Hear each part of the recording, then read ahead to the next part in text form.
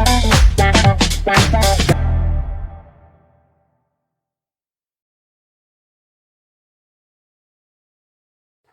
Students, आज the fundamental unit of life में हम सेल वॉल के बारे में स्टडी करेंगे। प्रीवियस लेक्चर में हमने सेल के फर्स्ट पार्ट यानी कि प्लाज्मा मेम्ब्रेन को डिस्कस किया था, जो दोनों प्लांट सेल और एनिमल सेल में प्रेजेंट रहती है, बट सेल वॉल केवल प्लांट सेल में प्रेजेंट रहती है। तो सेल वॉल एक्चुअल में है क्या? सेल वॉल जो होती है वो आउटर कवरिंग होती है सेल की, आउटर मोस्ट कवरिंग, उसके अंदर प्लाज्मा मेम्ब्रेन होती है प्लांट सेल में। तो सेल वॉल जो होती है, जैसे कि मैं हर वीडियो में आपको ट्रिक बता रही हूं, तो सेल वॉल किसकी बनी होती है? सेल्यूलोज की बनी होती है, और सेल्यूलोज एक कॉम्प्लेक्स सब्सटेंस है। तो आप 3C से याद करना ये कि 3C प्रेजेंट है इसमें, cell wall, cellulose and complex substance.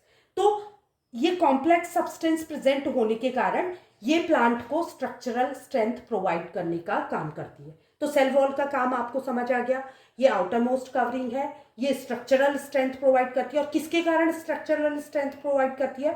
Cellulose के प्रेजेंट होने के कारण। क्यों सेल्यूलोज के प्रेजेंट होने के कारण स्ट्रक्चरल स्ट्रेंथ प्रोवाइड करती है? क्योंकि ये एक जो सेल्यूलोज होता है वो एक बहुत कॉम्प्लेक्स सब्सटेंस है।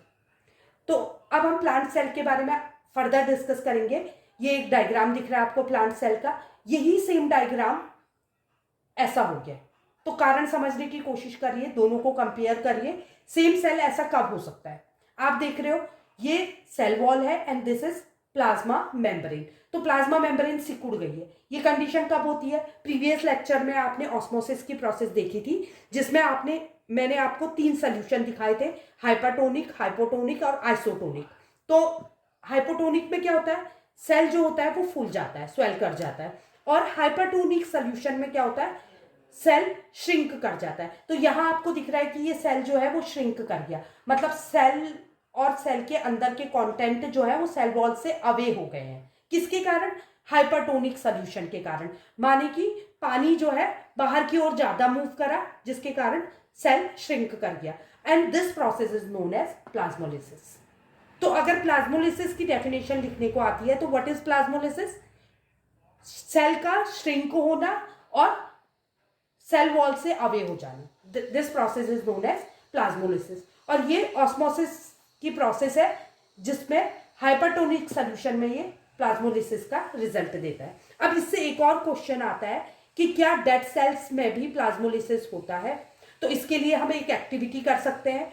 आप एक प्लांट की लीव ले सकते हो, तो आप जब इसको माइक्रोस्कोप में स्टडी करोगे तो आपको ग्रीन ग्रेन्यूल्स दिखेंगे, जिसमें आपका क्लोरोप्लास्ट रहता है, क्लोरोफिल प्रेजेंट रहता है, जिसमें फोटोसिंथेसिस होता है। इस ग्रीन ग्रेन्यूल में जब आपको माइक्रोस्कोप से आप स्टडी करोगे ग्रीन ग्रेन्यूल्स दिखेंगे। अगर आप शुगर या सॉल्ट का सोल्यूशन डाल देते हो तो क्या होगा? क्योंकि पानी का कंसंट्रेशन कम हो जाएगा सेल के बाहर, तो सेल क्या करेगा? पानी को बाहर को ज्यादा फ्लो हो जाएगा पानी का, जिसके कारण श्रिंक कर जाएगा।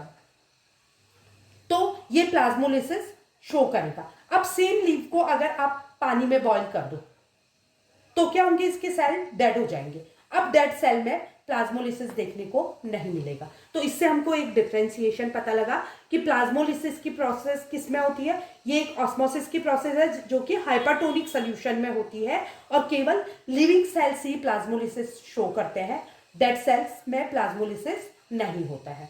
अच्छा, ऑस्मोसिस में अगर हम हाइपोटोनिक सोल्यूशन में इसको रखते हैं प्लांट सेल को, तो क्या होता है? जब हाइपोटोनिक सोल्यूशन में प्लांट सेल को रखा जाता है तो सेल जो होता है स्वेल कर जाता है।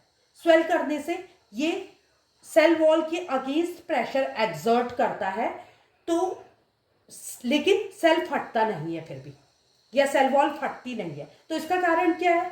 सेल्यूलोज, कॉम्प्लेक्स सब्सटेंस, जो कि स्ट्रेंथ प्रोवाइड करता है। तो ये क्या करता है? जितना प्रेशर सेल जो है वो अगेंस्ट सेल वॉल एक्सर्ट करता है, उतना ही प्रेशर सेल वॉल भी अपोजिट डायरेक्शन में एक्सर्ट करती है। आप इस डायग्राम से अच्छे से समझ सकते हैं, जिसके कारण cell as it is maintain रहता है। आई होप आपको सेल वॉल की पूरी फंक्शनिंग और उसके बारे में एक एक पॉइंट क्लियर हो गया होगा। नेक्स्ट लेक्चर में हम न्यूक्लियस को डिस्कस करेंगे। अगर आपको वीडियो अच्छा लगा हो तो लाइक, सब्सक्राइब और शेयर करें। Thank you.